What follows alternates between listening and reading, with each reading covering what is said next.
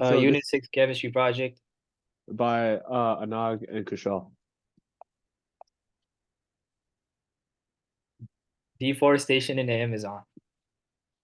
So So this, yeah, okay. oh The yeah, the situation. situation is that due to recent events like climate change and deforestation, um, the overall trees are like they're dying out.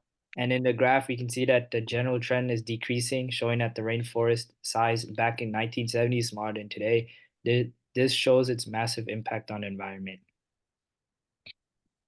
So the Amazon rainforest is located in Southern America and it covers approximately 16% of it. So it also goes over major states like Brazil, Bolivia, Colombia, Ecuador, and much others. And this area is one of the thickest and densest forests in the world. Common organisms. So the biodiversity of the Amazon is exceptional. Some of the organisms that live in this environment are like the macaque, jaguar, squirrel monkeys, sloths, poison darts, and other organisms.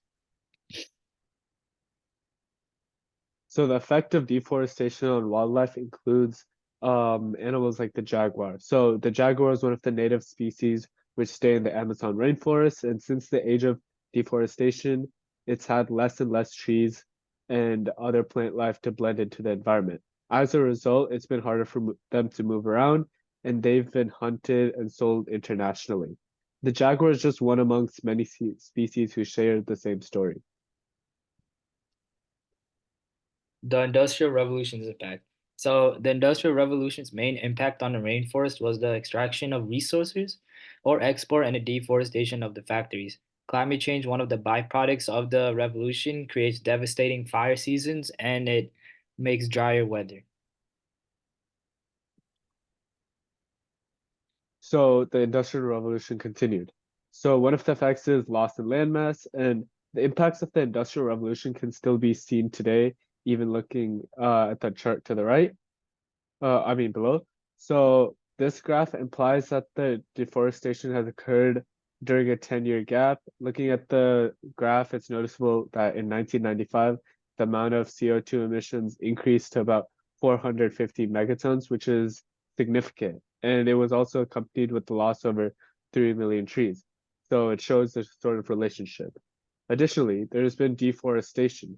So the amount of trees in the Amazon, particularly 60% covers Brazil.